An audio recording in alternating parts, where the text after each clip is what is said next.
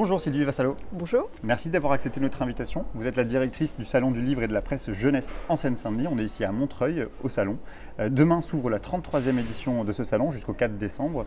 On va y revenir, mais d'abord, quel autre regard est-ce que vous proposez aujourd'hui ?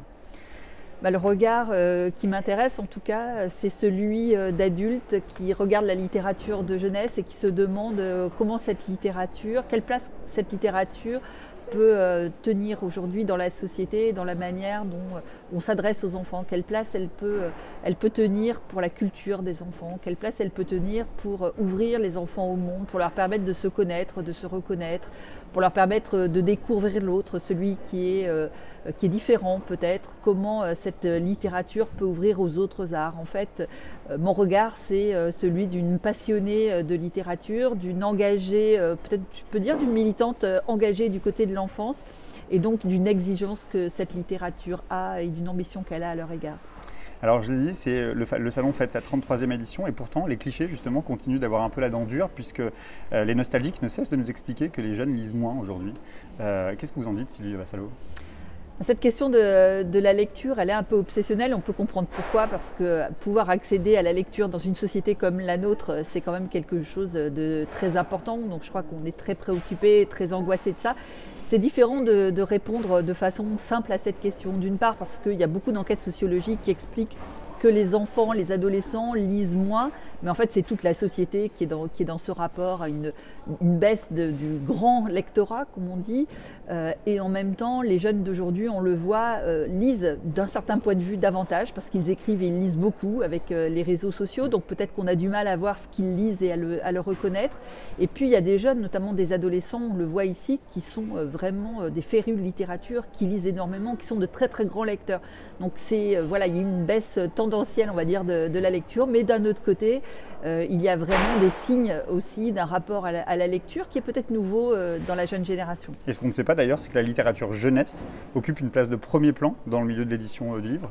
Oui, c'est le second secteur de l'édition, et si on sait que le troisième, c'est la bande dessinée, dans la bande dessinée, il y a aussi beaucoup de lecteurs qui sont des lecteurs jeunes. On pourrait encore rajouter l'édition scolaire. En fait, le lectorat le plus important en France, c'est indiscutablement le lectorat enfant et jeune. Alors hier soir, la SACEM a remis son premier grand prix du répertoire jeune public. Après la littérature, la musique, ça veut dire qu'on s'intéresse de plus en plus à eux, aux jeunes. Qu'est-ce que ça veut dire d'après vous ? Comment vous l'interprétez ? C'est sûr qu'on est en train de voir que ce soit du côté de la littérature, que ce soit du côté du théâtre, que ce soit du côté de la musique, que ce soit du côté du cinéma, il y a une vraie reconnaissance de la culture enfantine ou de la culture jeune, et il y a de plus en plus d'artistes qui destinent leurs œuvres aux enfants et aux jeunes, et pour moi c'est super important parce que se préoccuper de la culture de nos enfants, c'est se préoccuper de l'avenir de la société, et c'est intéressant de voir que souvent ces artistes ont beaucoup d'exigences à leur égard. Donc il y a quelque chose qui est en train de bouger dans la société de ce côté, c'est une très belle chose. Vous le disiez tout à l'heure, vous étiez une militante aussi. Vous évoquiez l'idée de savoir comment on s'adresse aujourd'hui à la jeunesse. On est à la hauteur aujourd'hui, vous diriez qu'on est à la hauteur ? Les auteurs sont à la hauteur, les éditeurs sont à la hauteur pour expliquer les grands enjeux, les grands défis qui préoccupent aussi la jeunesse ? Le monde de l'édition jeunesse, c'est un très vaste monde. Il y a ici 450 exposants, il y a des milliers d'écrivains, d'écrivaines, d'illustratrices, d'illustrateurs. Donc c'est pas un monde uniforme. En tout cas, je crois qu'il y a une ambition partagée, il y a une exigence partagée qui après va se produire avec des créations qui sont peut-être de niveaux inégaux de mon point de vue. Mais en tout cas, il y a cette ambition. Vous diriez que les problématiques qui sont celles auxquelles sont confrontés les enfants, je pense au terrorisme évidemment, aux questions climatiques, les défis climatiques, vous diriez que c'est des problématiques qui s'imposent de plus en plus ? Je dirais oui et non, c'est-à-dire qu'on est dans un moment où il y a moins l'idée qu'il faut absolument élever les enfants dans des bulles et les épargner, et la littérature de jeunesse ou le documentaire jeunesse ou la presse jeunesse est très attentive à ça.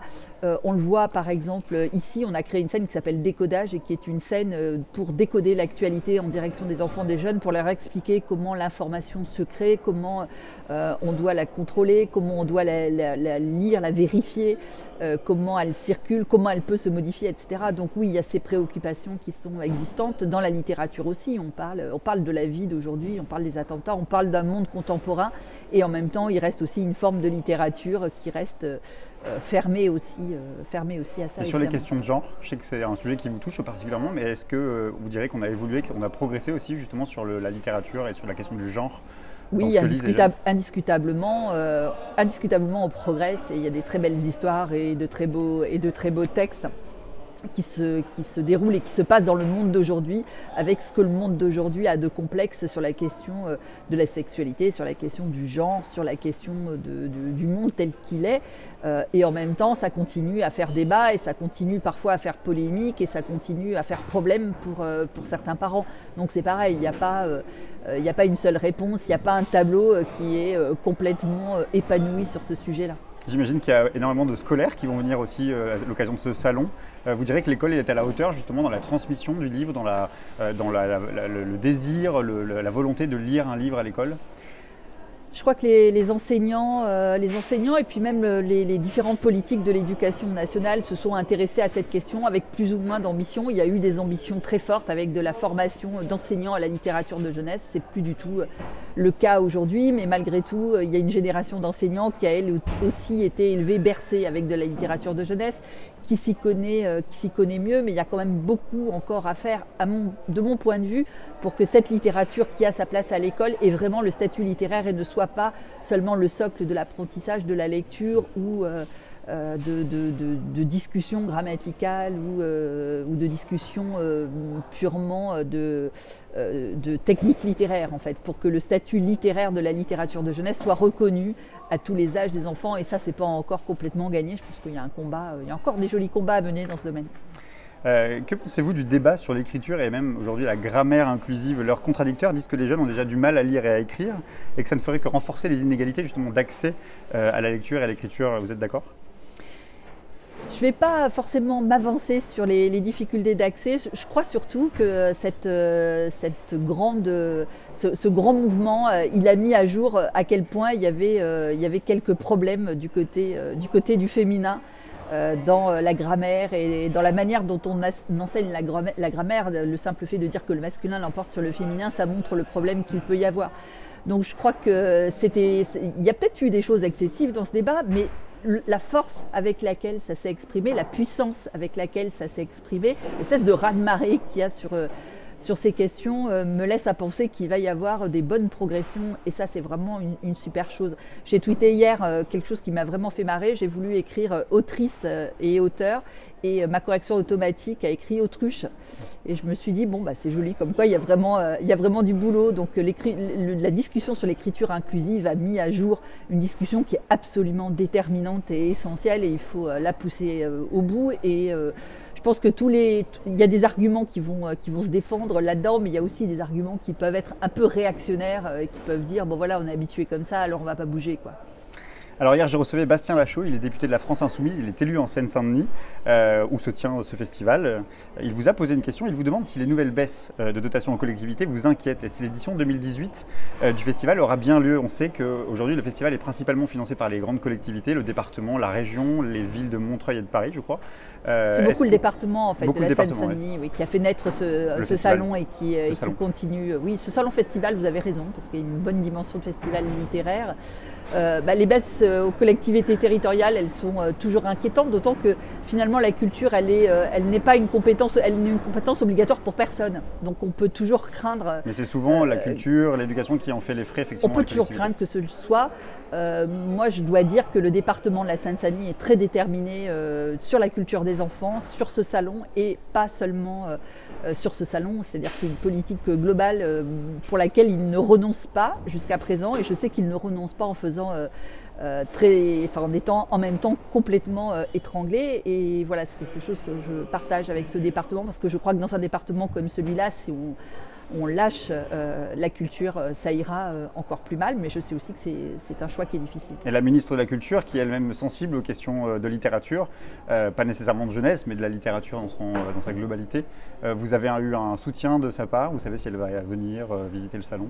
Je sais qu'elle va venir visiter le salon, et par son histoire, elle est aussi très engagée, elle est très engagée autour de la littérature de jeunesse. Je sais qu'elle est aussi sensible aux questions de formation des médiateurs à la littérature de jeunesse, et pour moi c'est un sujet qui est vraiment important, parce qu'on a parlé des enseignants tout à l'heure, je pense par exemple aux animateurs des accueils de loisirs, pour que les questions de formation à la littérature de jeunesse deviennent vraiment importantes. Une dernière question, Sylvie Vassallo, c'est sous votre impulsion que le festival a pris une dimension européenne. C'est un des salons les plus grands d'Europe, je crois. Pourquoi c'était important cette dimension européenne ? Parce que je crois, pour moi, pour deux raisons fondamentales. La première, c'est que c'est difficile de construire une Europe commune sans se préoccuper de la culture de chacun, de tous, des échanges culturels, de ce que nous avons en commun, de ce que nous avons de différent. Et la littérature de jeunesse est importante là-dedans parce qu'elle porte la langue, donc elle porte les diversités de langues.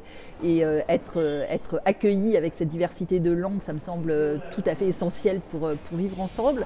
La seconde raison, je pense qu'il y a des questions, je pense notamment aux questions numériques, de la qualité des œuvres numériques et de leur diffusion, pour lesquelles l'échelon européen est un bon échelon pour essayer d'attaquer certaines questions. Et le fait, par exemple, qu'en littérature de jeunesse, la littérature de jeunesse numérique soit aujourd'hui particulièrement diffusée par les grands canaux américains, ça rend difficile à l'édition et à la littérature jeunesse de qualité sur le numérique de trouver une véritable existence. Et je crois, du fait même du numérique, des coûts, mais aussi de la fluidité des échanges, je pense que l'échelon national n'est pas forcément un échelon valide sur ce point.